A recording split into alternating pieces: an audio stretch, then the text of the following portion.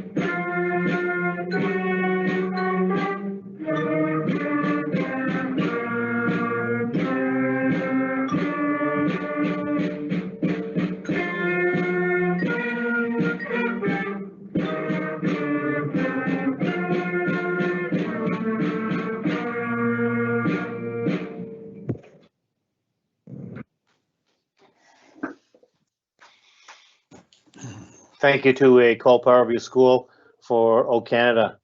We have a treaty acknowledgement, and I'd ask Trustee Rowland to go ahead and deliver a treaty acknowledgement, please. We acknowledge the traditional land upon which Sunrise School Division resides as Treaty 1 territory. We honor our partnership with Canada's original peoples and respect the gifts of Indigenous history, culture, and language. We commit to moving forward in partnership with our communities in a spirit of collaboration and reconciliation. Thanks, Trustee Rowland. 3.0 is our chairs. It talks about chairs' comments and share a story.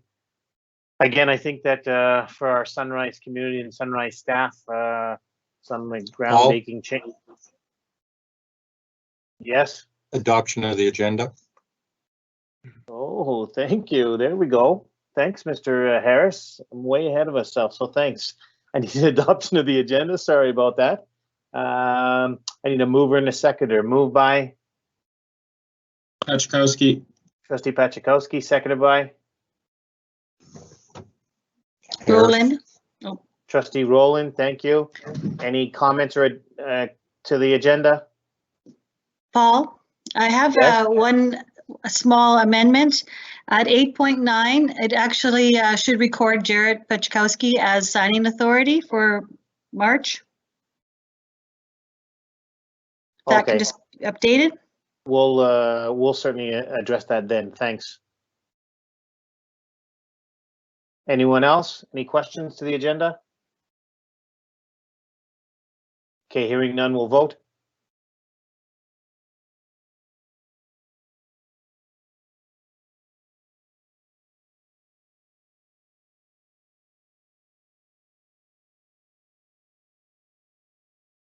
It's Pachkowski. I'm just having trouble with my computer here. Oh, there we go. And it passed 8-0 with one person being absent. Thank you for doing that.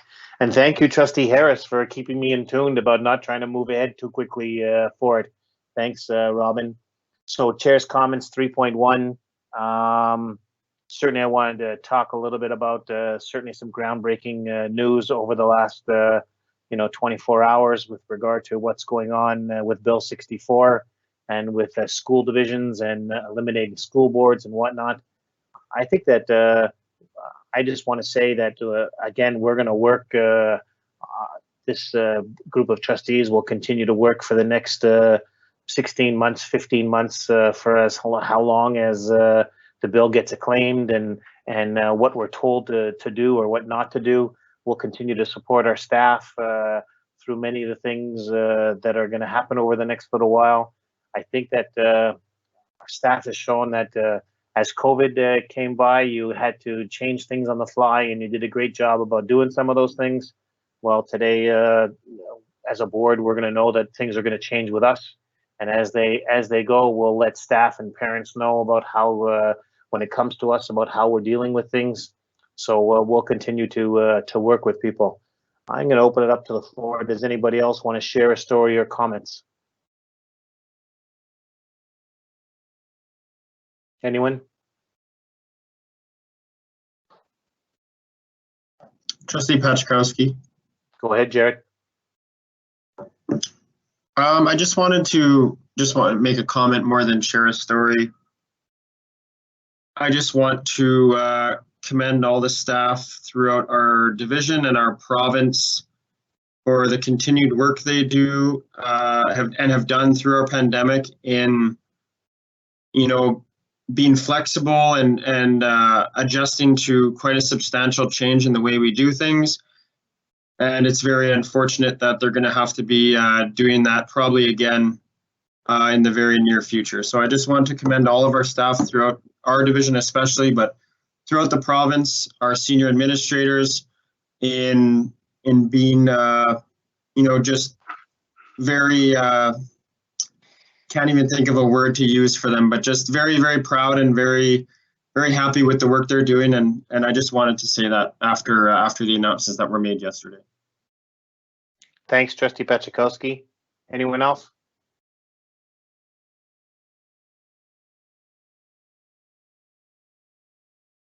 Okay, hearing none, we'll move on.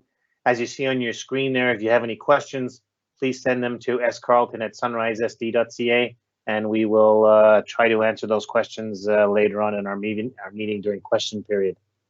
4.1 talks about our SEO presentation. Scott, I'm going to get you to introduce that, please. Yeah, Paul, apologies. We seem to be having a technical glitch. We did set up Crystal as a presenter. I believe she's here as a guest only. We're trying to fix that. I'm wondering if perhaps we could move to 4.2 and then give us a minute or two. Yep, certainly go ahead. So we have an operational presentation from our Human Resource Director, Jason. Kathy, I'm going to give you the opportunity to introduce Jason, please. Absolutely. Jason Lang is our Human Resources Director, and he has been with us since January 16th of 2020. So we are celebrating a little past his first anniversary by having him come tell you all that he's learned and all that he's improved for us in the past year and a bit. Are you all ready, Jason? I am. Awesome. Floor is all yours. Just get the right screen. It's always a treat trying to share the PowerPoint on the Teams Live. It's different than regular. Okay, do I have it up? Yeah, you do. All you. All right. So I'm going to say thank you first for the opportunity and for inviting me to present to the board this evening. I understand I have approximately 10 minutes and that questions will be held until the end. I will be presenting a high-level overview of the HR department within the division, and as Kathy said, I've been with the division for a little over a year. When I walked in on day one, there were a lot of files on the desk. Thought I'd get through them quickly, but little did I know, like any of us, did we expect the year would be influenced by a global pandemic. So I've had a steep year learning curve. Some of my comments through the presentation will be as outside eyes, as I spent the last 12 years in healthcare and having created the HR shared services structure for healthcare. So the topics I'm going to look at today are in front of you.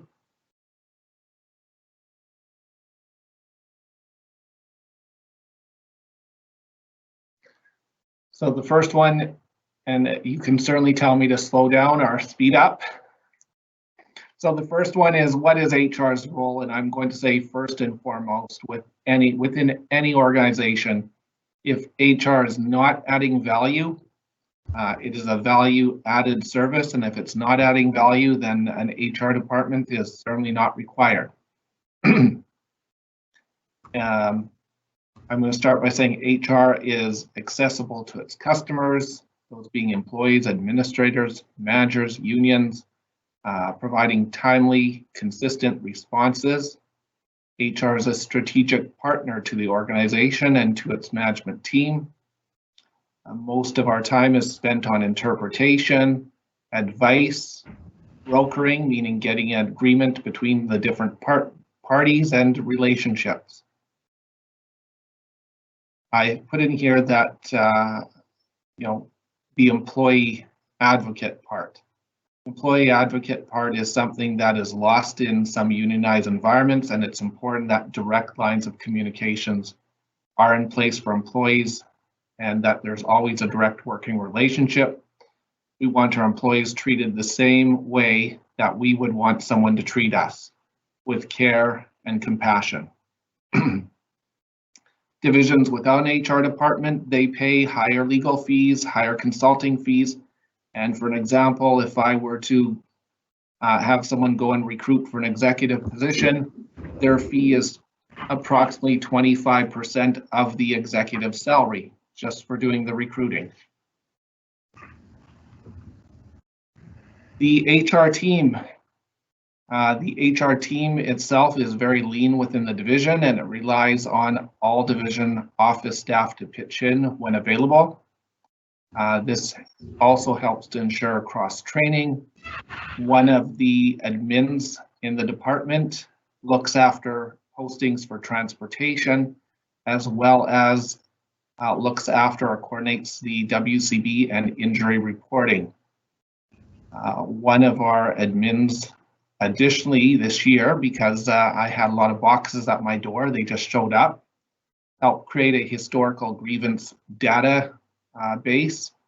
So like my history teacher said, those that don't learn from history are doomed to repeat it. She took all those boxes and entered them into the system so that they're searchable and we can see past decisions. So again, we don't repeat our past errors. Staffing projections and planning would not be possible without our admin team and our superintendent and assistant superintendent jumping in. So we are truly a team, and that also extends to payroll and finance because we meet at least minimum weekly. Some days quite more. We also have a safety advisor that's contracted through Wakefield. That safety advisor provides safety training to the division, participates in investigations, inspections, coordinating radon monitoring, audiometric testing. And we also have a admin support that starts every day at 6:30 a.m. to make sure that we have coverage throughout the whole division for our teachers and our EAs. Our clients, this is a quick snapshot of the division's internal clients.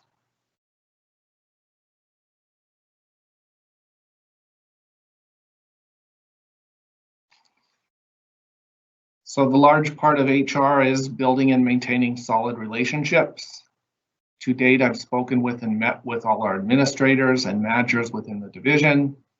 I've had daily calls with them to support their staffing, attendance, employee relation issues, etc. We've had one liaise meeting with QP last year in 2020, and recently we've had one liaise meeting last week with STA. I can say we have healthy relationships with 3 of our 4 union presidents. 3 of our union presidents have been very accepting that in this year of extreme change, we need to work together and not against each other. So there's a lot of contacts, and you'll see I've put external stakeholders as well. We do have a lot of contact with the disability plan through MTS and through cooperators, another disability plan.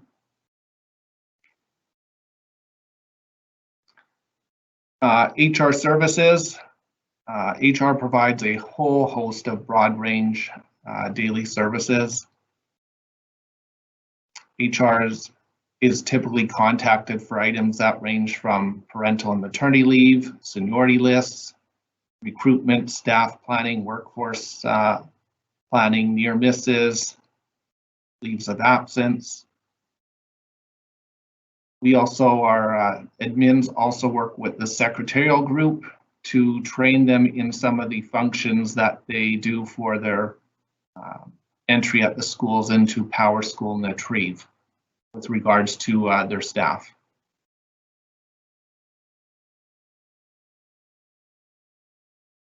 Key performance indicators. If this was a non-COVID year, I would typically present numbers, data, bar graphs, and other analysis, and those are typically known as key performance indicators.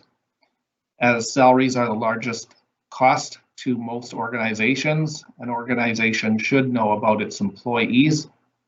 So you heard Jody Wilgosh last week talk about classroom profiles. Key performance indicators help us create a organizational profile of our employees, so we can know such things as the number of times a website has been accessed by our employees, internal or external, the number of internal teachers transferring between schools, where employees are driving from, WCB trends, the average time to fill positions, average paid sick hours per employee. So these are all things that we want to look at. Just for example, our itinerant teachers, we had approved the 5 itinerant teachers. Looking at 2 years worth of data, we came up with the number 5, and it's been successful. Out of the last 74 days, we have had 56% of those days filled, full days filled, and we did not require any principals to jump into the classroom. 82% of those days, the division was only short 1 to 2 teachers. So that's pretty good in an entire division that our itinerant teachers were able to fill in, and that the division was only short 1 to 2 full day teachers in the division.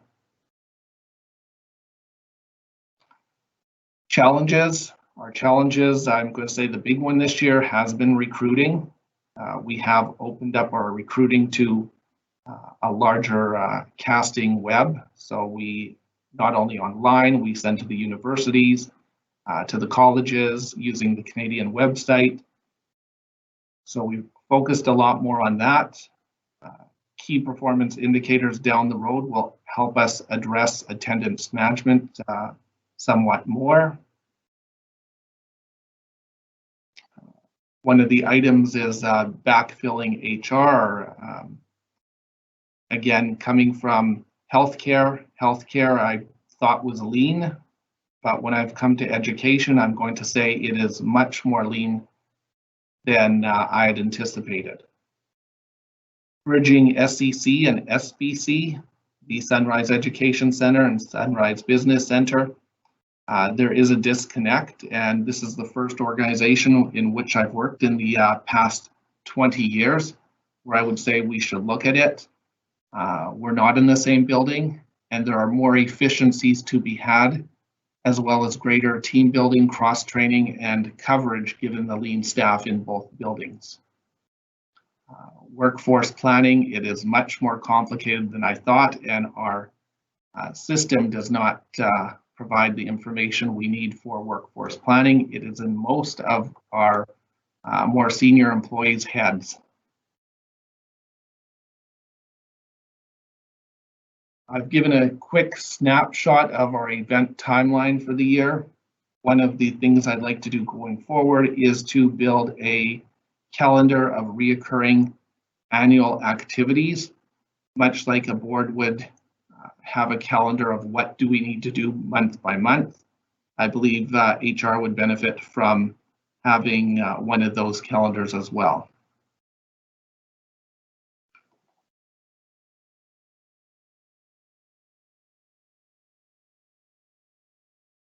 New HR initiatives. This year we worked with our safety advisor. We developed a medical abilities to work form, which helps us learn more about employees and the workplace accommodations we can make. We've initiated a new process for existing long-term employees who have been off for multiple years. The division needed a way to manage employees who have been off and away from work for 2+ years. And we brought into our advertising options. So to more universities, to more colleges, we did try Indeed, and Indeed did not work out for us. Besides some very technical challenges with paying for it, we also only got about 2 applications from Canada out of 100.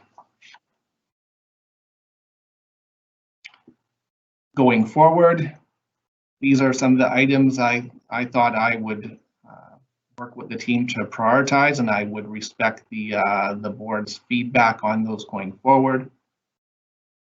There is a need to focus on continued attendance management, certainly develop key performance indicators. I'm going to focus on HR succession planning. One of our senior employees here has given her notice that she is definitely retiring in 17 months. And we need to make sure we have a contingency in place and a lot of cross training to go with that.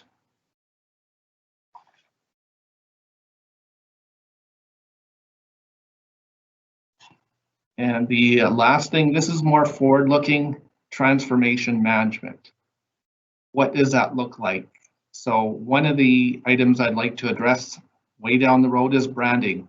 Why do employees choose Sunrise School Division? We want to become an employer of choice. We need a plan of how we're going to achieve that. Employee engagement. How do we have our employees go above and beyond effort or give us the above and beyond effort that they could give if they wanted to? That means making a shift from disengaged to satisfied to engaged. Or in simple terms, going from someone who gives attitude to gratitude, or someone who's a taker to a giver, or going from one-way communication to two-way communication, or going from self-recognition to peer recognition. We also have a need for leadership development. Right now we have a lot of managers, but leadership development will take us from we have employees to we have followers, or we react to change and keep status quo, or we are change agents, or we have good ideas, or as a leader, we implement good ideas. A manager might say, I solely implement. A leader would say, I influence and persuade.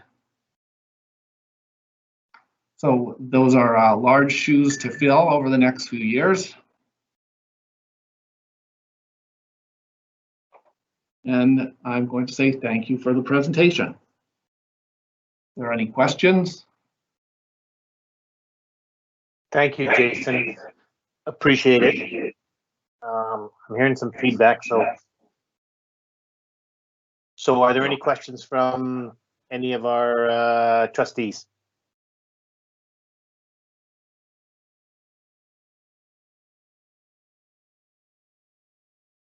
So Jason, I have a couple. Does your department have, I saw you put down here, talk about, what's the word you used? Key performance indicators. So I guess I'm asking is, does your department, do you have goals that you set for yourselves to try to meet?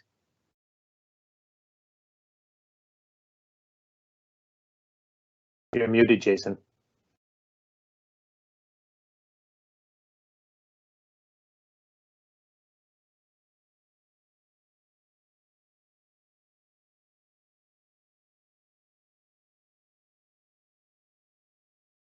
Sorry, have I lost you, Jason?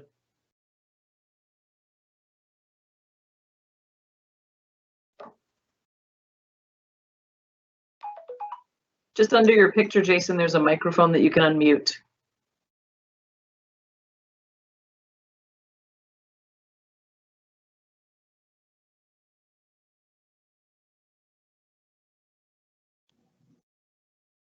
Stacy, are you able to unmute? I am trying to do that right now.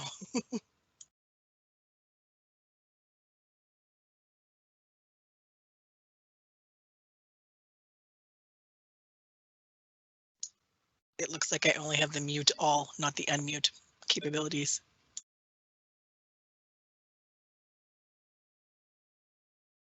So Jason, on one of your monitors, whichever one your Teams Live is on, not your PowerPoint one, you'll see a series of pictures down below, either there or on your icon at the top right. If you click on your icon on the top right, you'll be able to, perfect. Okay.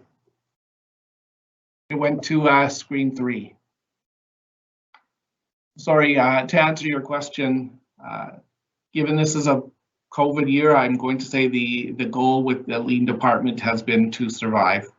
It has been some late evenings and not expecting the layoffs that we had that get through in March. But I would like to start putting together some, what I'm going to call goals for this coming year. Thanks, Jason. So the other question that I would have is, where would we be on with our evaluations? Were our evaluations suspended during COVID? And do we have a plan, certainly with regard to our performance appraisals? Are you satisfied with our processes? Where are we in that situation? So we do have performance reviews out there.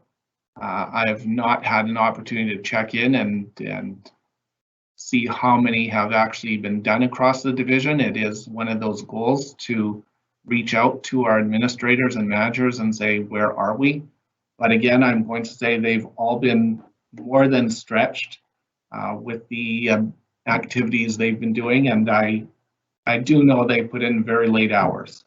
So it's one of those things that I'm going to say, unfortunately, fell off the radar with COVID this year. Thanks, Jason. Anyone else? It's Trustee Duma. I noticed that I can't put my hand up on this screen. That's okay. Go ahead. So I'm just going to jump in. On one of the screens where the top of the column was about the medical ability to work, and you mentioned, Jason, that you got advice from a safety advisor. Could you tell us who that person is? Or I've never heard of a safety advisor, who that would be. So our safety advisor here is Robin Lowe. She is through Wakefield Consulting, and she works with the division 2 days per week. And she also works with, and I can't remember the 2 other divisions, she works with Lord Selkirk division, and I'm not sure of the 3rd one, but Interlake. Interlake. Thank you, Kathy. Okay, thank you. Any other questions for Jason?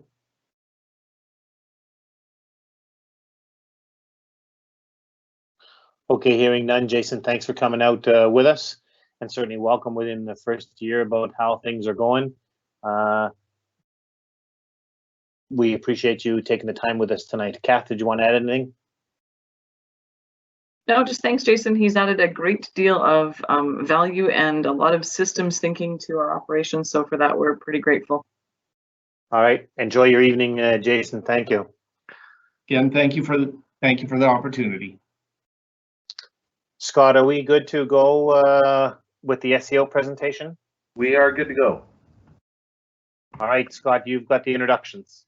Yeah, just thanks, Jason. And 7:30 at night, it's not unusual for Jason still to be at the office, so we appreciate the work that he puts in. It doesn't surprise me at all that he was still sitting there. So my apologies first and foremost, Crystal. We had a bit of a glitch getting you into the meeting here tonight, so but I'm glad you're here. We have Crystal Kramer with us. Crystal was engaged as our senior electoral office I want to say November, even earlier than that. I think Crystal, back September, October. You know, obviously the most work to be done by our SEO is generally in an election year, but you know, there's some things to do around maintaining voters lists. Obviously I won't get into it. I'll let Crystal speak to that. So we appreciate bringing her in to give her an opportunity to speak to us. Crystal, I'm not sure if we've got you in properly and you would like to share your screen, or I have your report if you would prefer that I do that. Either way works for me. I haven't done it in Teams before. It might be easier for you to just pull it up and I can do it super quick. If you need me to scroll or move around, feel free to jump in and I'll get it on the screen and then you're good to go. Sure.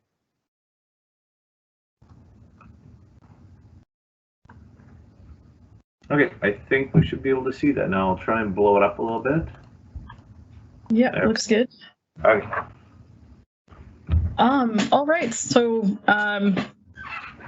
yeah, the outlook is pretty much assuming that things go, of course, status quo for until the next election, but obviously the things that have been happening this week may change that, but we're just gonna proceed like normal until we know any differently. So things I've done so far is just the initial additions. It's marked as completed there. That were from the last election. We had some sheets and stuff that were not updated to the voters list. So I've gone through all of those, taken a look at some of the documents, and kind of made a list in my head of what all things I would need to adjust for a future election. But really for the 90 days going forward, just some simple things to start with. The first thing is to do the annual advertisement that we are required to do in the Election Act every year to invite our constituents to update the voters list. I'd also like to run a just weekly social media campaign to go along with that, just as an additional reminder for those who may not be looking at the newspaper because the advertisements go in the clipper. And that would happen ideally between May 1st to 31st this year. Over the next 2 years, I have plans to shift that to the beginning of a school year to better fall in line with an election year where we would have to run that ad anyway. Instead of running them at 2 different times of the year, we would always run them at the same time every year.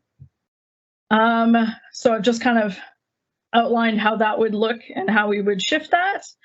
And then, of course, my other plans would be to adjust any ward boundaries that have changed since 2018 in the existing voters list and start compiling all of the documents that we would need during an election year, you know, notices, forms, ballots. I noticed last election year that some of the forms were probably not very easy for our people who are running the polling stations to fill out. So there's some changes and stuff I'd like to make there. Yeah, like I said, really just a personal reminder for myself and a guideline for this is what happens not during an election year. This is what happens during an election year. So if something were to happen to myself or something came up, there would be a document available as a guideline for everybody else.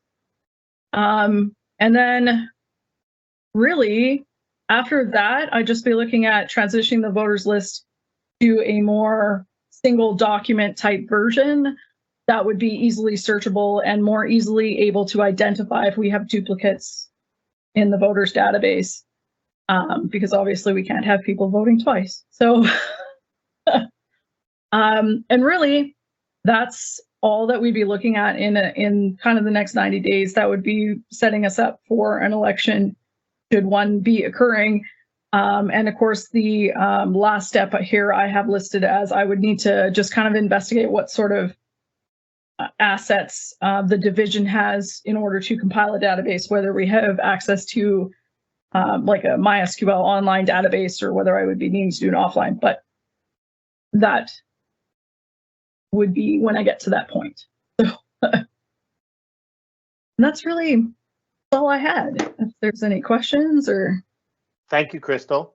I'll certainly open up the questions if any of our trustees have any questions for you.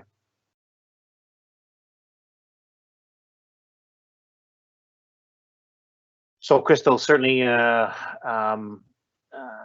depending on what happens over the next little while, who knows what the nature of it is, but I think that you've got us in position, and we'll see where we go from here. Absolutely. So Just, thanks very much. Just Go ahead, Diane. a question from Trustee Duma. I guess, with Bill 64 coming forward with potentially not having trustee elections, I guess that's on the horizon.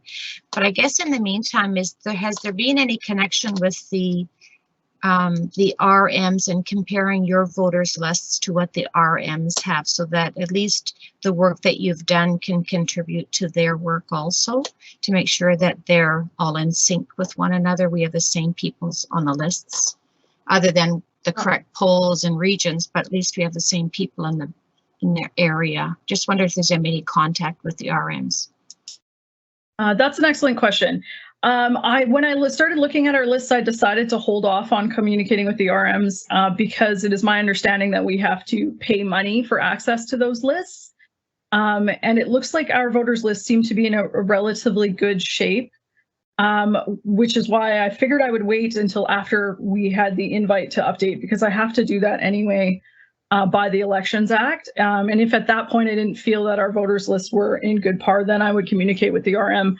But I figured since we did that last time in 2018, we had to rebuild those lists from scratch from the RM databases, that I would just kind of save that cost initially here unless I absolutely have to. The only changes that would probably come in from the RMs right now, I mean, obviously if there's any new divisions or anything like that, or any postal code updates, which I believe the majority of I can tackle without having to get the extra cost from the divisions.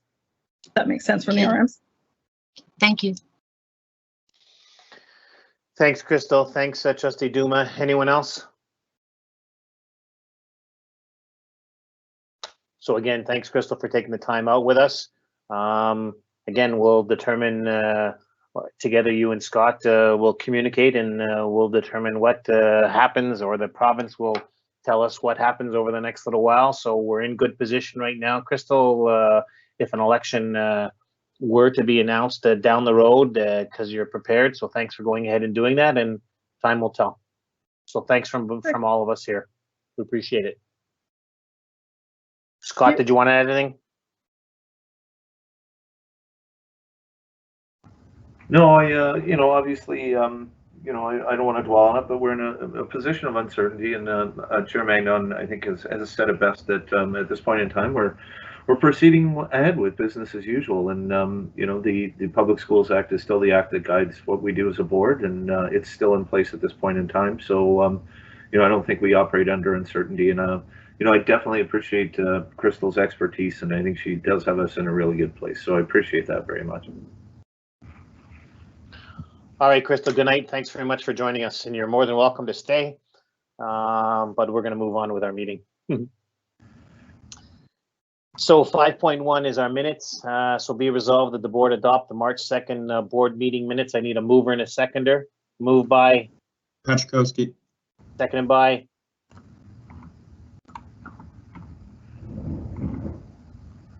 Roland. Seconded by Roland. Thank you.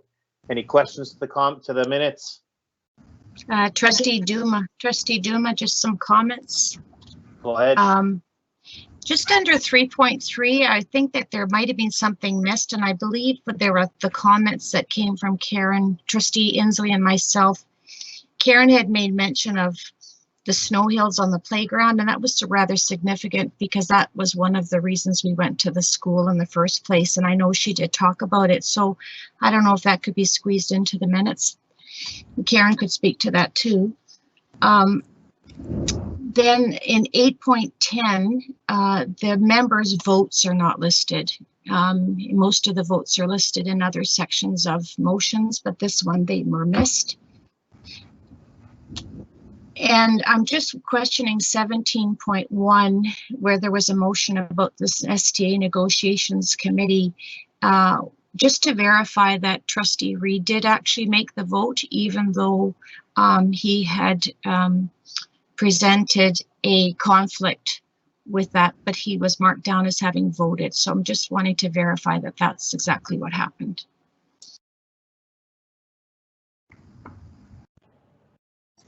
Trustee Inslee, yeah, thank you, Trustee Duma. Yeah, one of the reasons that RS Danica reached out to us was because the RM had actually approached him and volunteered their machines to go and build those toboggans. So if that could be squoze in there, then that would be good, because it was an integral part of the visit. So let's go and clear this up. We're saying that we want to add somewhere about a toboggan hill. So where specifically do you want to add about the toboggan hill? Basically, it says that we were invited to Oakbank Elementary. We had a tour and observed the recess, and the recess was primarily so that we could see the toboggan hills and what the RM had done for the school, and that it was not the elementary school that approached the RM. The RM actually approached the elementary school and said, hey, do you want us to do this? And the kids were having an amazing time on these snow hills. So it would just be nice if it could be snuck into that first paragraph somewhere. So Stacy, I'm going to give a suggestion. Was able to have a tour, observe recess, and the use of the toboggan hills developed by the town, and meet and speak with some of the teachers. So to observe recess and the use of the toboggan hills developed by the town, and to meet and speak with some of the teachers and team leaders about literacy programs. Does that work for you, Stacy? Yes, I will add that. Thank you. Okay. I think that you talked about, Trustee Duma, you talked about 17, and it does show on 17 that it does show that upon Trustee Mangan and Trustee Reed declared personal conflict with the Sunrise Teachers Association, and it shows the vote. So it's very clear about the vote that's there. So it does show that information. And what else did you, Diane, that there was an issue? My question wasn't about whether it showed the vote. I was just verifying that the vote included Russ's vote for that one that you just pointed to. In 8.10, the trustees voting names are not mentioned or not listed like they usually are on the rest. Okay, can you add that then, Stacy? The list of about who there were 6 yeses, 2 nays, and 0 abstains. So can you put in that chart in there, Stacy? Yes, I can add that. Okay, thank you. So with those amendments, are we good with those amendments, Trustee Paczkowski and Trustee Rowland? I was going to mention, I'm not sure if we need to amend, but at 8.9 again, it mentions signing authority as Jarrett Paczkowski. Sorry, as my name, and it should be Jarrett Paczkowski. In the last meeting, it should have been said. So I don't know if we want to amend that or. Stacy, can you do that for us too, please, then? Yes, I Finance Committee Chair, if the Finance Committee is Trustee Paczkowski, not Chair Rowland. Thanks, Diane. Yep, thank you. And Trustee Paczkowski is good with all the amendments. And can I just mention one other thing? I don't think Trustee Duma mentioned this one.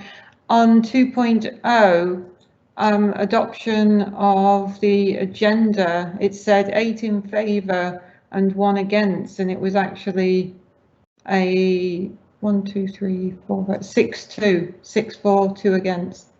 The calculation is wrong. Thank you. Stacy, can you make those changes then? Yes, I can. Thanks you. Trustee Paczkowski and Trustee Rowland, you're good with those changes? Yes. Yes, yeah. All right, I'll call the question. All those in favor?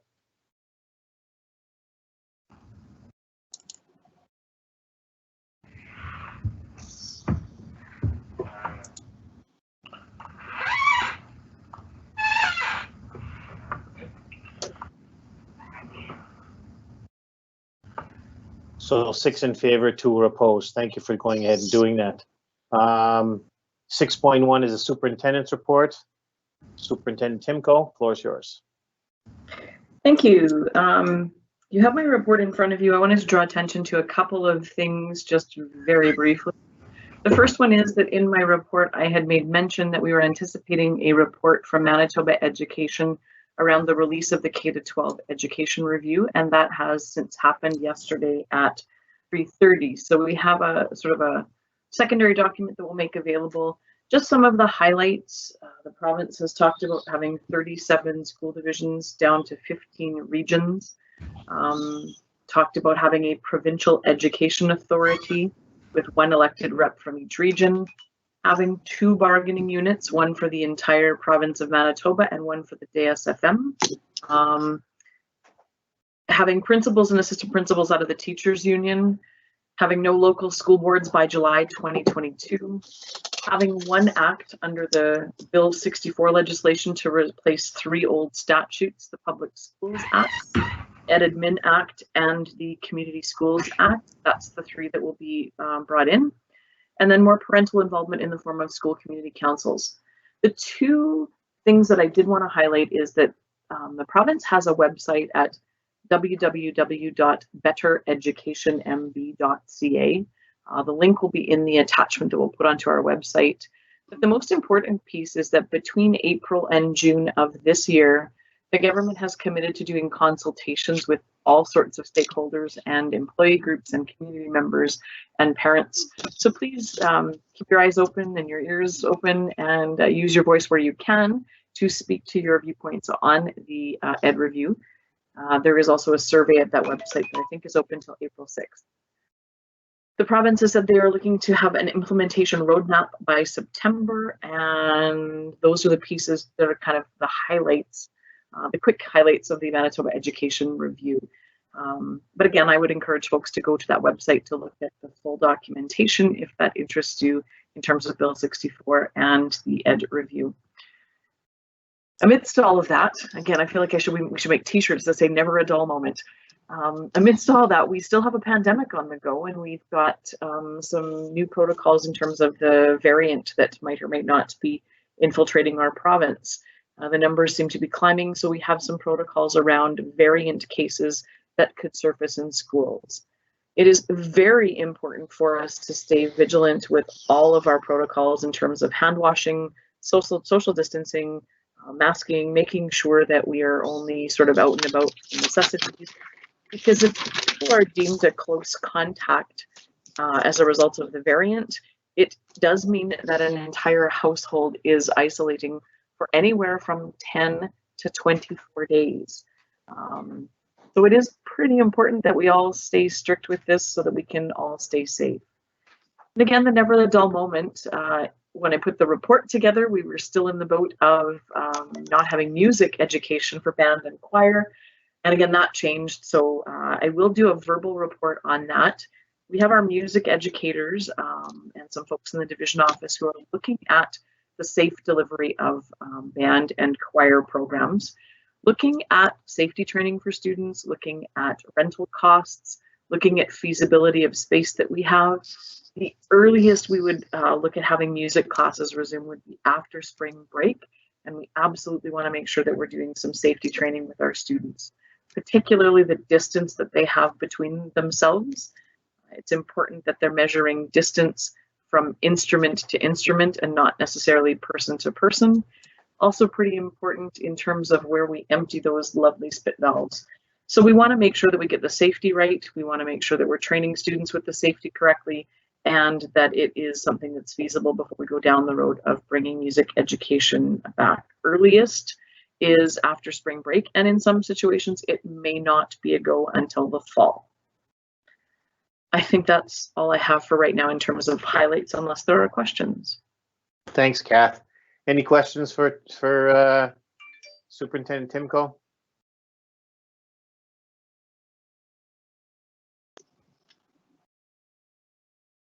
Okay, hearing none, we'll move on. Scott, Secretary Treasurer's report.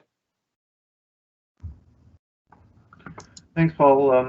My report is filed. I'll let Kathy touch on a couple of quick issues.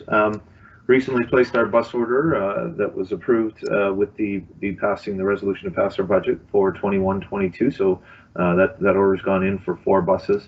I want to touch on our new transportation manager and his staff are constantly reevaluating the work that they do. We had a retirement in the transportation department of one of our drivers, and that led them to reevaluating the routes and did lead to the elimination of one route. The local trustee has been advised, but good job by them. They're constantly looking, and just indirect costs for fuel and employment, that saves the division $23,000 a year. That's not to mention wear and tear on the bus and maintenance and insurance and things like that. That's just direct costs of running that route. So we're constantly looking. We are anticipating some growth this year, particularly in a couple of areas of the division. So I'm not sure we'll stay down at 90 routes for long. We'll be looking at that again by September and could be going back up. But as it stands right now, we've dropped one route. In terms of maintenance, I was hoping to hear by now the province did issue a directive that by March 19th, we would hear the results of our request for some additional capital funding. Obviously, they've had their hands busy doing some other things recently, so I was hoping to bring an update to this board, but we've got this board meeting, pardon me, but we've got 3 days until the deadline, so certainly I expect to bring an update on the capital project request by the next board meeting. ICT plugging away, good job. We've had some issues recently. There's been some issues across the country. In fact, I think Kathy's touched on with our student information system. So Gord and his team were very much involved in making sure we got that up and running. That's sort of the backbone of our entire system as a school division. It tracks things like attendance and marks, and it's vital to our being as a school division. So good job, Gord, getting that back up. And as always, pat on the back to finance. Once we approved the budget last board meeting, they start to do some of the heavy work around the reports that need to be submitted to the province. They're very, very detailed in terms of separating all our approved expenditures into frame categories. There are tax invoices that need to go out to the municipalities, and they plunk themselves down at a desk and work on that for a few days and make sure that's all complete so that tax notices can go up by the 15th. Frame budget is complete and will be into the province by the 31st. And last but not least, just one more thank you to Crystal for her awesome presentation tonight.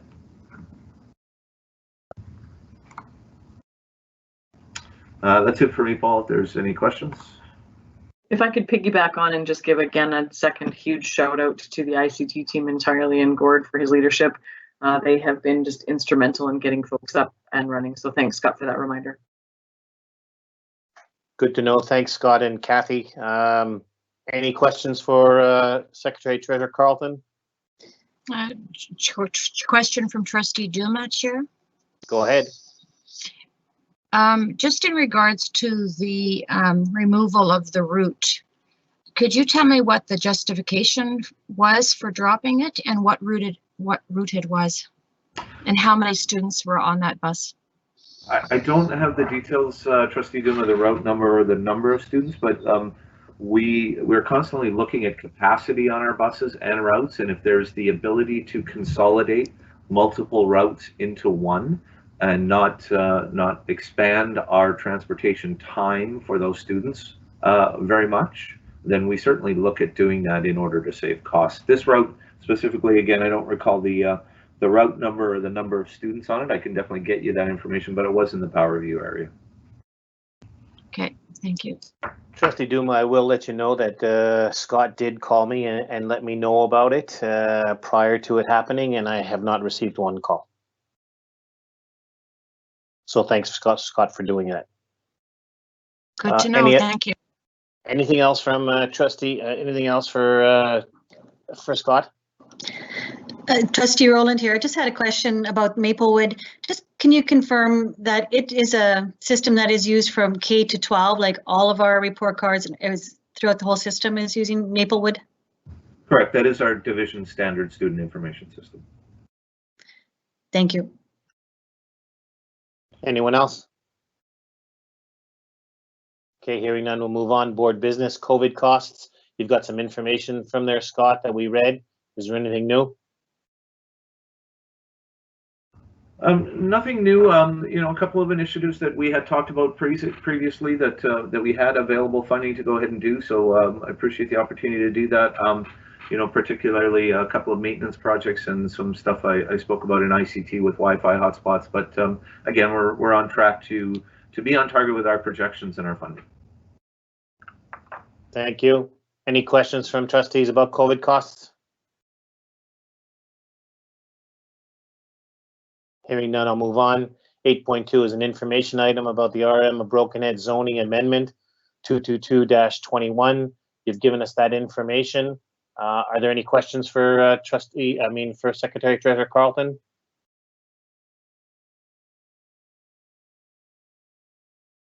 Okay, hearing none, I'll move on. 8.3 is the RM of Springfield proposal to subdivide, and there's a long number to it, and it's for information. Is there any questions from trustees on the information that was provided to you by Scott? Trustee Duma here, just a question, Chair. Go ahead. Just in regards to some of the follow-up that we've done regarding all of the letters that we sent, have we ever received a response from any of the RMs regarding our letters, and have we ever received any money that we asked for?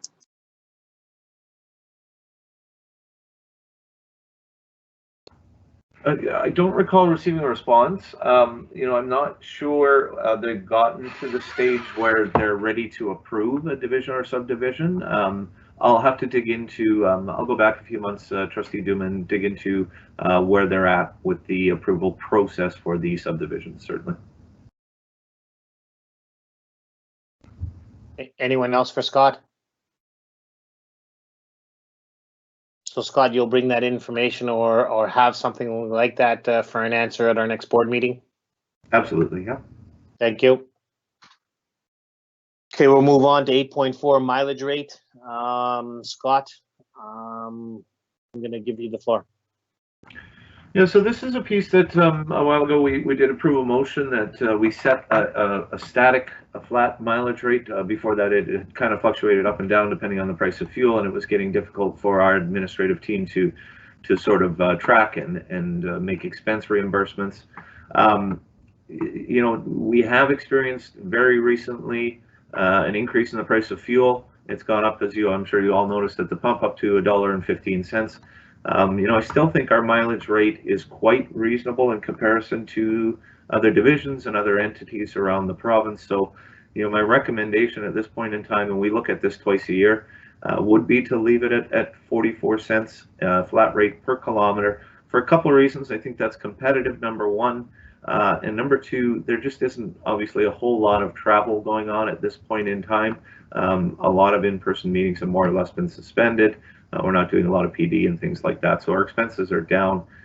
So my recommendation is to leave it at 44 cents, but certainly that's a decision point for the board. Okay, so you have a recommendation and the motion is be resolved, the board approve the division mile rate of 44 cents reviewed April and October, effective October the 1st, 2021. I need a mover and a seconder for that motion. Moved by Harris. I'll move it. Moved by Trustee Nichols, seconded by Trustee Harris. Any conversation on the mileage rate?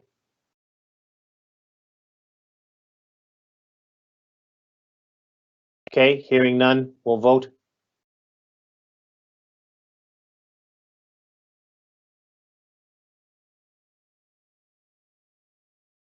So it passed at 8-0. Thank you very much for that.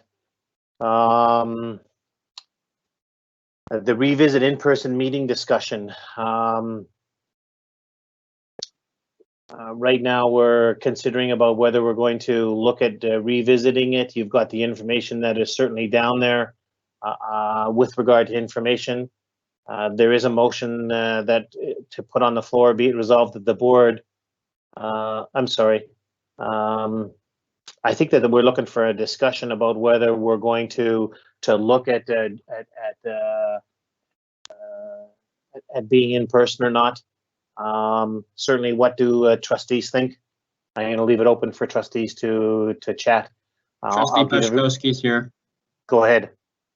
So I would like to put a motion forward that be it resolved the board reconvene in-person meetings with no public attendance at this time until, and we can review it on a monthly basis, until we, unless something changes or happens. But I think we should be meeting in person. And so my motion would, I can write something up, but my motion would be in that realm. Okay, so Jared, so it would be something like, be it resolved that the board reconvene in-person meetings effective immediately to be reviewed on a monthly basis. Will that work for you? Precisely. Okay. I need a seconder to that motion.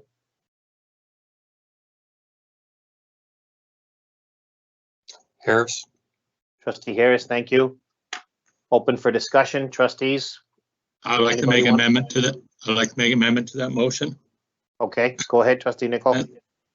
And the amendment is that we wait until everyone is vaccinated, which means that the province is saying that everybody in Manitoba should be vaccinated by the middle of June. I don't know why we jumping the gun. I think already when we had the from the superintendent report to saying that variance is in Manitoba, I'm not quite sure why we can't wait another 3 weeks or 3 more meetings. It's worked effectively for over a year, and I don't see why we can do that. There's a possibility that you're going to have households isolating from 14 to 21 days. And so my motion is, my amendment is to have it until the middle of June. So by that time, okay, so Don, you'd like to amend it that instead of effective immediately, it's to the middle of June. Is there a seconder to that amendment? I'll second it. Russ? Okay, Russ, thank you. Does anybody want to talk on the amendment? Pachkowski. Go ahead, Trustee Pachkowski.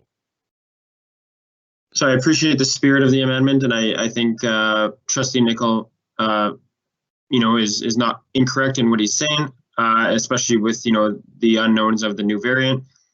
But I just think that we're at a place with our provincial public restrictions that would allow us to meet in person safely, as long as we abide by the public health orders with respect to social distancing. I don't see why there's a reason why we can't get together as a board sooner than June. And again, that's why we'd be reviewing it on a monthly basis, because if something changes, or if there are changes and there's more cases and we receive more information, or there's more, we can always change going forward. And that's why I thought leaving that monthly review in there.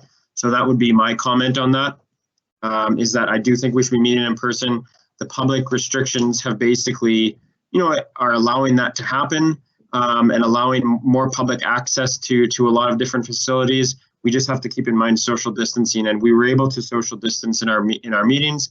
So I don't see why there's a reason why we couldn't be meeting in person. Thanks, Trustee Pachkowski. Anyone else?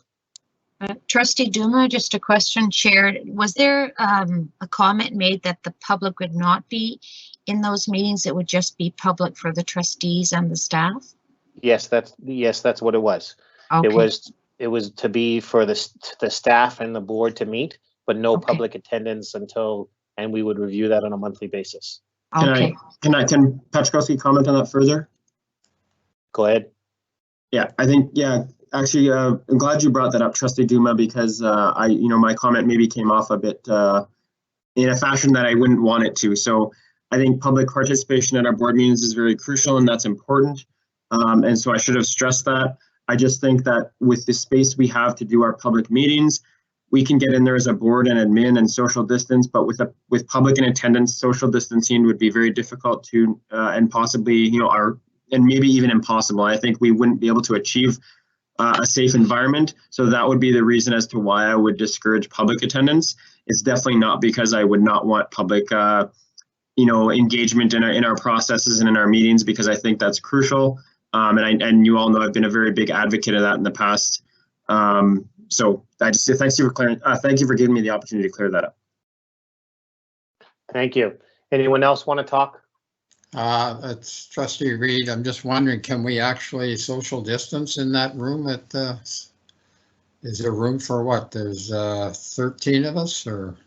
Absolutely, we can. We can? Yes. Oh. Anyone else? If there's no one talking, since I made the amendment, I'll have the last say then.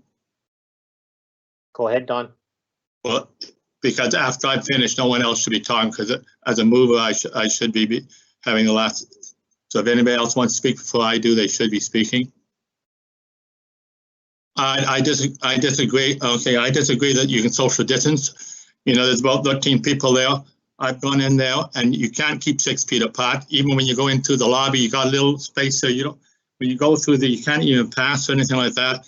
It is very difficult to do that. Again, I'm saying again, I think for public health reasons, I think when we should be waiting until that everybody should be nearly vaccinated, because the province promises us by the middle of June. And I agree that if I go there, I'm pretty sure if I take the tape measure, we won't be able to get 6 feet apart. Mainly because when you get up and walk, I drew it out this afternoon. I don't see how you can do that. So that's why I'm not in favor of it. Thanks, Don.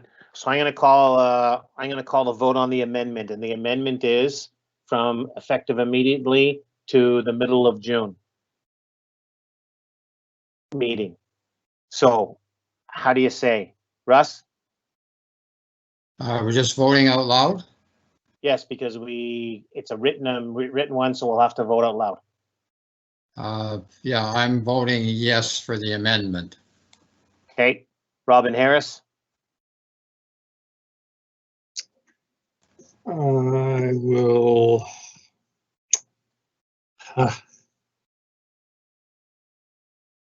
no to the amendment. Karen Inslee? Are we voting to extend it to June? Karen, we're voting to extend yes to the amendment to extend it to June. Yeah, I agree with yes, the amendment of extending to June. Thank you. Diane Rowland?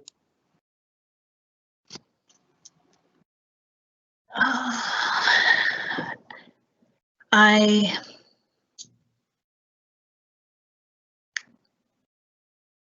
vote in support of the amendment. Diane Duma? No, not in support. Don Nickel?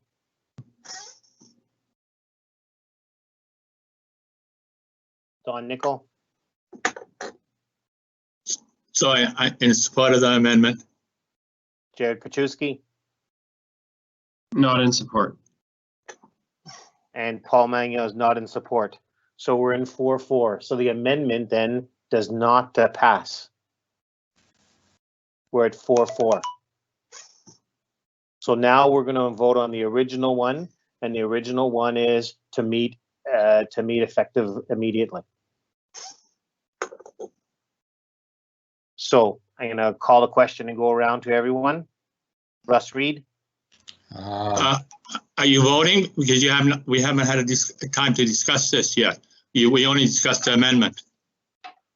Oh, yes, sorry. Go ahead. Okay.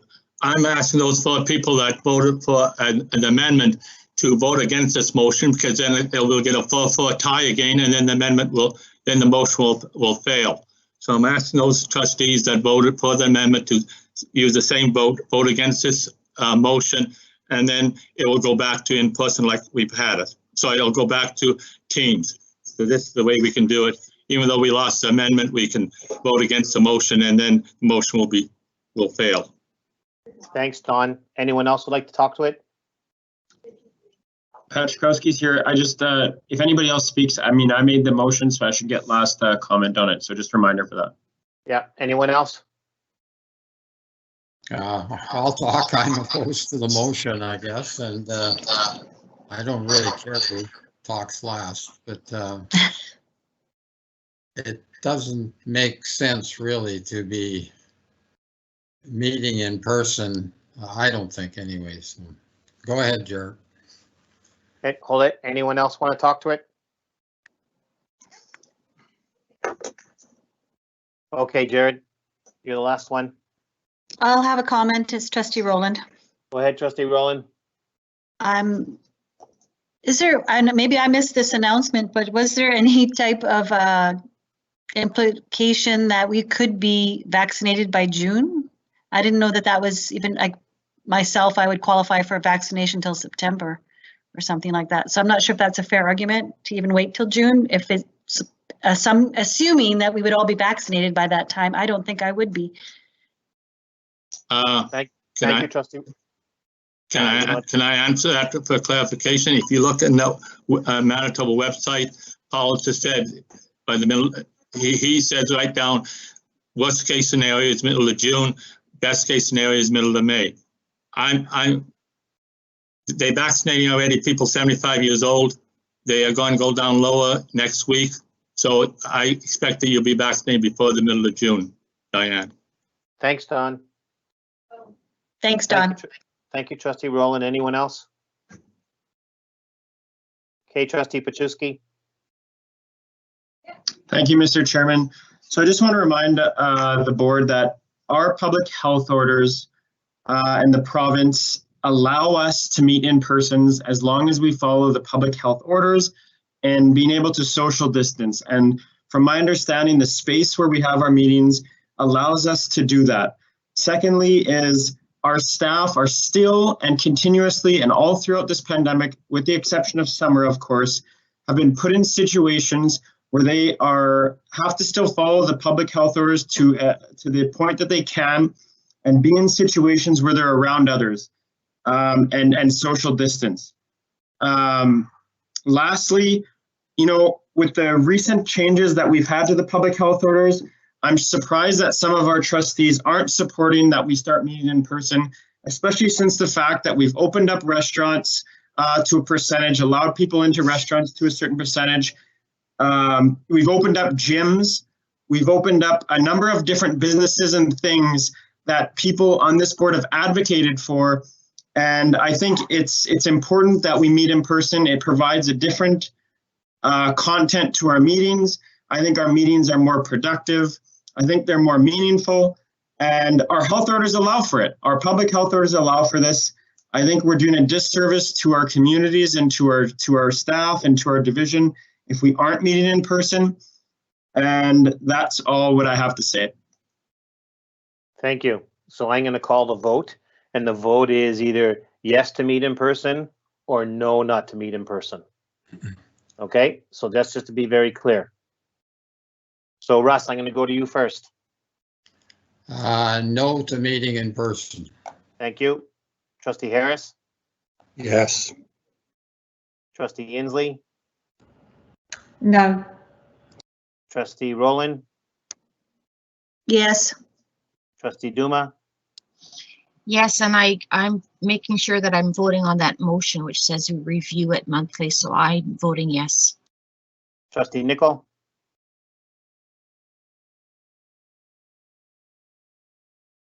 Trustee Nicol? Oh, sorry, no. Trustee Paczkowski? Yes. And Trustee Manga votes yes, so it's 5-3. So we will be meeting in person, starting as soon as possible, and with reviewing it on a monthly basis. Thank you for that, and thank you for that good debate and healthy debate.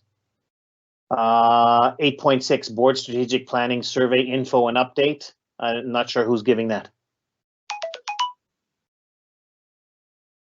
I can do a brief one Kathy. for you guys if you want.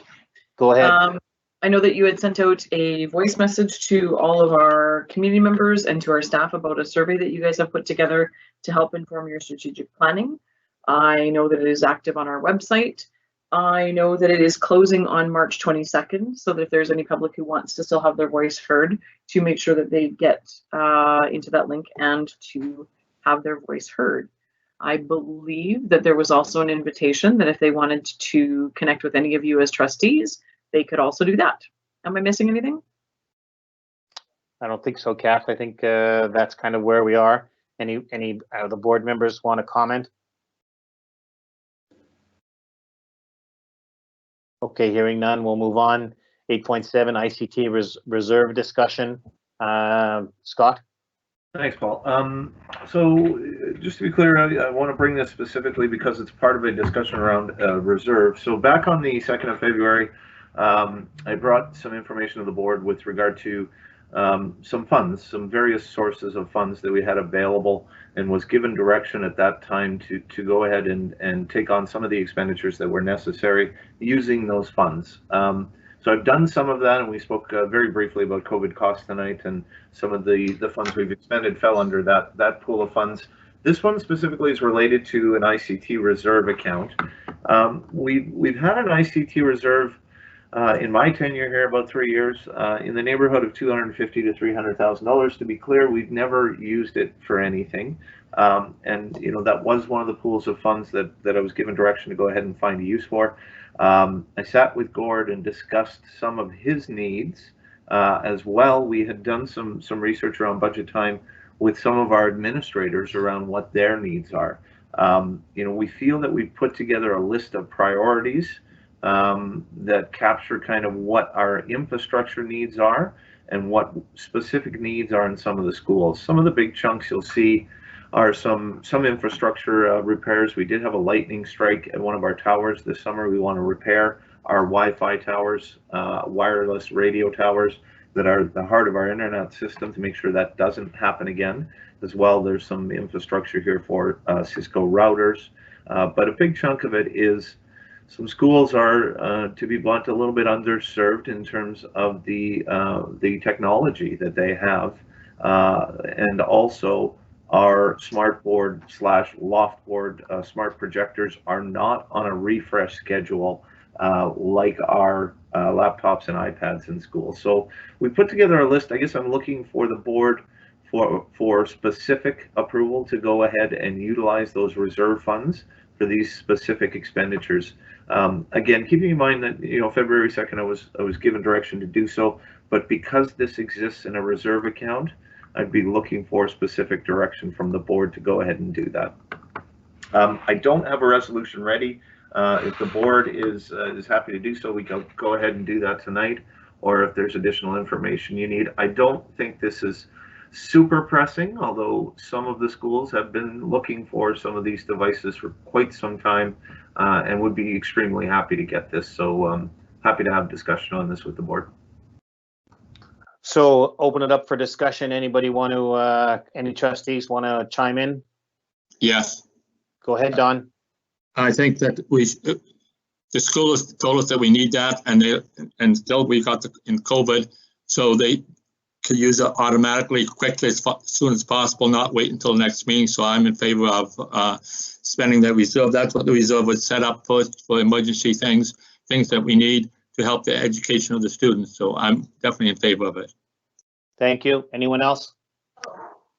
Trustee Rowland, I just wanted to concur with Trustee Nicol that I agree. Let's move on it today if we can. It's an important matter. We've been talking about it for some time, so let's try to seal it up today.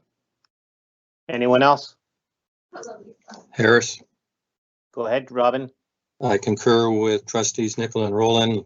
Let's use it up and get it done tonight. Thank you. Anyone else? Trustee Duma, just a clarification on the reporting of the amounts. It looks like it states replacement of smart boards. It's replacement of the smart boards for the loft panels, not smart board replacement. Is that correct?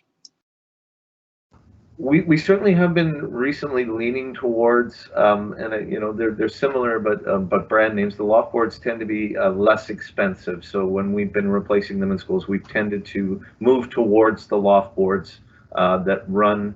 I think it's getting closer, but at one point they were running about half the price of the smart boards. Does that answer your question, Diane? Well, no, because the document that we received talks about replacement of smart boards, and I just wanted clarity if you're replacing smart boards with smart boards or smart boards with those panels, because my understanding is that they want to do that, but it doesn't explicitly state that in that document. Because I'm assuming that you could buy more panels for the price of paying for smart boards. That's what I was asking. Yeah, so I'm reading it as the replacement of smart boards with loft panels. Correct. It doesn't explicitly state that. Apologies, Trustee Duma, but that is the intent, is that to move towards the loft panels, replace old smart boards with the loft panels. Okay. Yeah, that's what. Thank you. Anyone else? I guess the one question is there any schools on this form that are missing, that are not being covered or previously covered in another expense somewhere? You know, I think if you went to every school, they would ask that there are still needs, but I think this addresses the most pressing and the most high priority needs. Anyone else? So Scott, I have a question. And my question is, if I'm in a school, am I okay to buy new replacements? Because I think what I heard from you and what I heard from Gord a little while ago is that we don't have the manpower to buy more. And if we don't have the manpower to buy more, do we need to get more manpower? And I don't mean to use that, well, maybe I used manpower the wrong way, but do we need to get another technician? Because if our schools are wanting to buy more things and they're being told that they can't do that because they don't have the technician capability, do we want to, I guess I'm not understanding if it's new, or where are we with that situation? Yeah, as a general addition, Paul, you're right. I mean, we've been frowning on that, and Gord has been against that, and we try to hold the line on that because there is a limitation to the amount of time and devices that his existing techs can support. Having said that, if there is a very specific need in some cases, we have allowed schools to increase their device count slightly. Kathy and I have been discussing a little bit the need for likely some more devices and a technician that would come along with that. And we've just had very preliminary discussions about putting together some of that information, very likely to present to the board at a future date. So I'm a little concerned then is that if we want to add more things and we don't have the capacity right now, why wouldn't we look at taking some of this money to add more things so that we can, to add more human resources as well, so that we can go ahead and do that? Because if I'm a school and I want to add 10 more laptops and I'm being told, no, we can't add 10 more laptops, then maybe I want to use, maybe we should be looking at some of this reserve to do something like that. Yeah, fair question, Mr. Chair, but I would guess the response to that would be, if we're looking at adding devices and staff, that's more than a one-time cost. And this reserve is dollars that are sitting there that can be expensed one time. Certainly, and I don't have the agreement in front of me. I'm not sure what a tech costs, but if we could leave the reserve and have 5 years of that, that would be an alternative solution. But I think the hardware that he's discussing is a higher priority. I think Kathy and I are definitely investigating ways that we can find those dollars in the budget with the approval of some of the administrators where we could add technicians. Thank you. Anyone else? Yeah, when we talk about that, we only talk about 30 iPads and 3 laptops. They're brand new, or we're going to buy them brand new, and there's no reason why anybody has to do anything with them. There should be no repair, should be nothing there for these 2 or 3 years. So that's why I said if they need it now, this is the year they need it because of the COVID. We should buy it right away, and there should be no need for any technician to do any work on these iPads. Any other trustee that haven't spoken want to say anything? Okay. Kachkowski. Go ahead, Jared.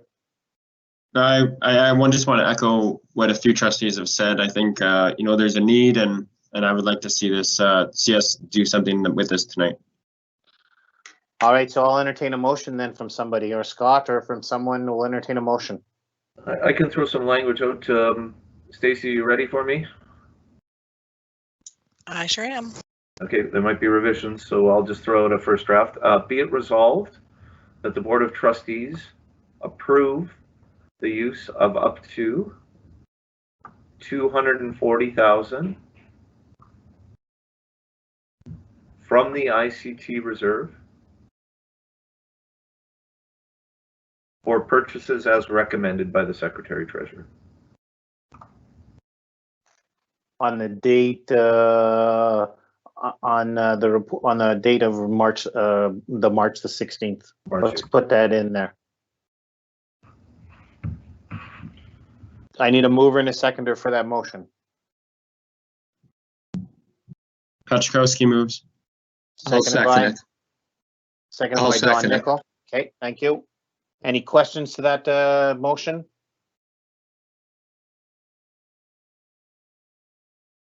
Okay, hearing no questions. Stacy, I do believe we'll have to vote by hand. That is correct, yeah. All right, so I'm going to go by hand. Trustee Pachkowski. Yes. Trustee Nickel. Yes. Trustee Duma. Yes. Trustee Rowland. Yes. Trustee Inslee. Yep. Trustee Harris. Yes. Trustee Reed. Yes. Trustee Magno is a yes, so that's 8-0. Thank you for going ahead and doing that. Scott, you have the process there for you. Thank you. So ICT reserve, thank you. 8.7. 8.8 is policy committee update. Policy committee chair Harris, floor is yours. Thank you, Mr. Chair. The minutes of our last policy meeting from last week are included for your enjoyment. A couple of items in there.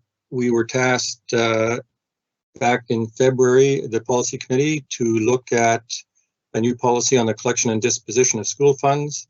Our discussions have led us to look at preparing a new policy on including a list of monitoring reports that should be presented to the board on an annual and regular basis. And we're in the midst of reviewing that right now. There is a notice of motion coming up a little later regarding the policy number 17, which requires a slight change to make it in alignment with policy 7.4, which is standing committees. So you can look forward to that in a couple of minutes. Thank you. Thanks, Trustee Harris. Any questions for Trustee Harris?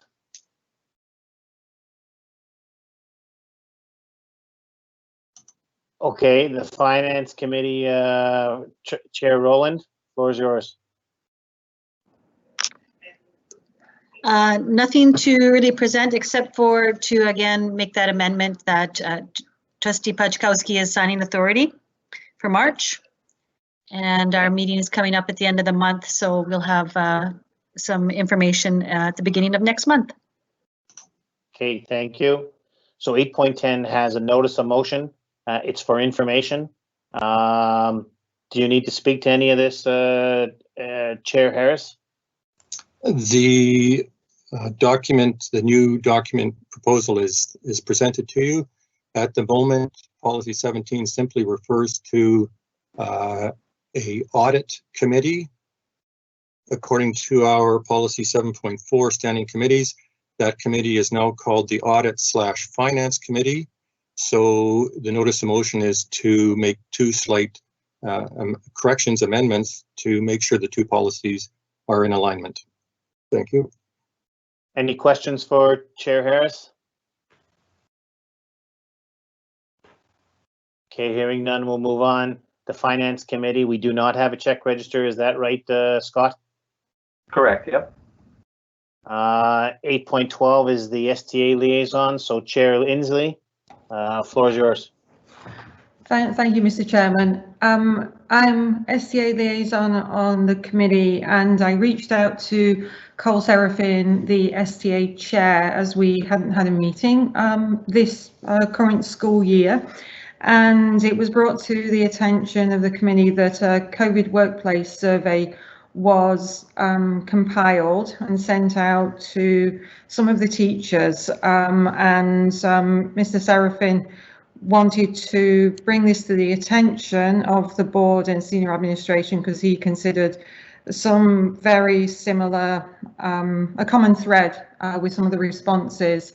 The survey was sent out to 270, I think approximately, I don't have the exact number with me, teachers. The survey was actually voluntary, so the survey was sent out to those teachers who volunteered their personal email. So that's why it wasn't available to the whole of the teachers in the school division, because it was a voluntary survey. I'm just like trying to make sure that I don't miss any of my notes. There was questions regarding the answers on the survey, how the survey was compiled, how the data was collected, who the survey was actually shared with.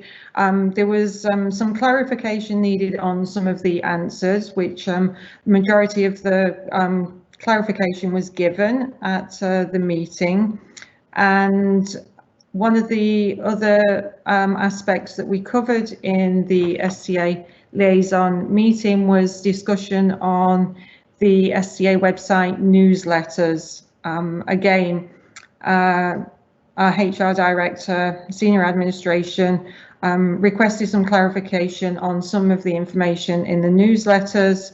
Unfortunately, when things are in bullet point, there is the need for a lot of clarification, because there's 6 of us in the committee, and all 6 of us have interpreted that data and information differently, especially when it's in a bullet form.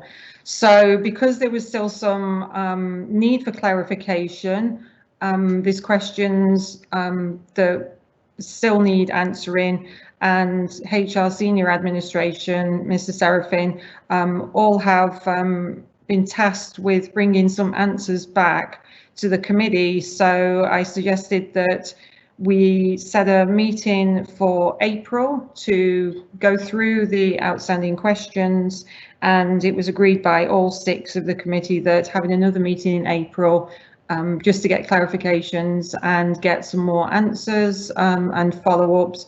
And I just want to finish and just say, I wanted to say thank you to Linda Clark. She's a new member of the committee. Erica stepped down, so it was nice to have Linda on board. And if anybody's got any questions, then please feel free to ask me. I think I've covered what we discussed, really.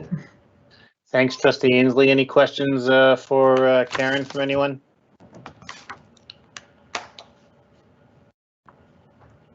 Okay, hearing none.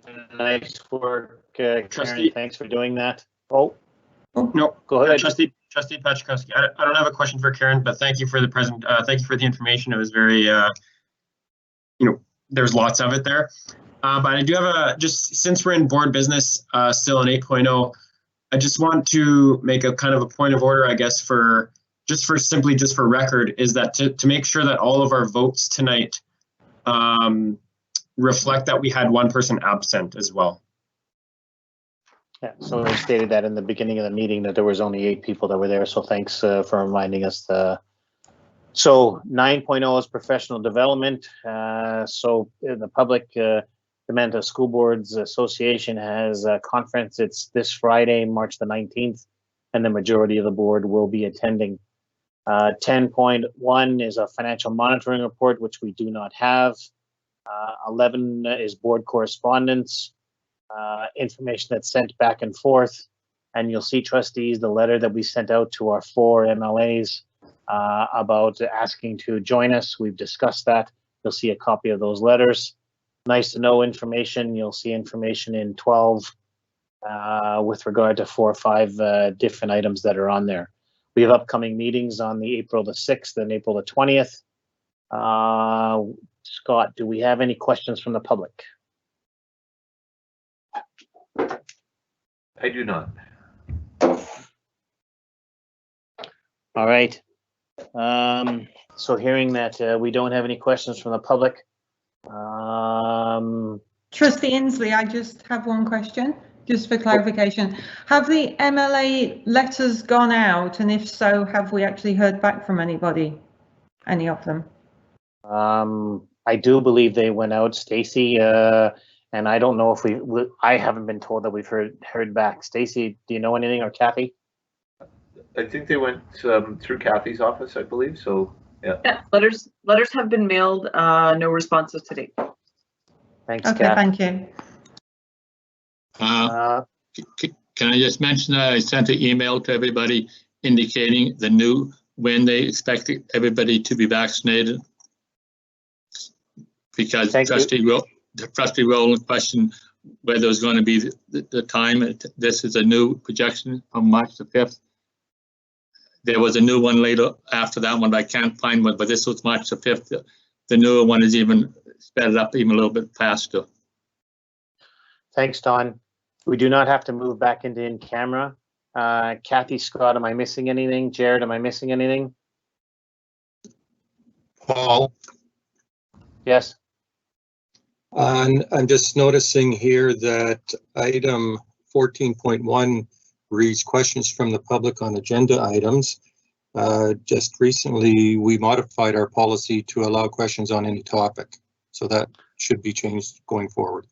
Thank you. We'll make note of that. Stacy, can you make note of that? Thanks for bringing that to our attention, Trustee Harris. So we do not need to move into in camera. Kathy and Scott, we're good to go. Can I get thumbs up from you guys if we're good to go? Good for me. All right. So I need someone to make a motion to adjourn.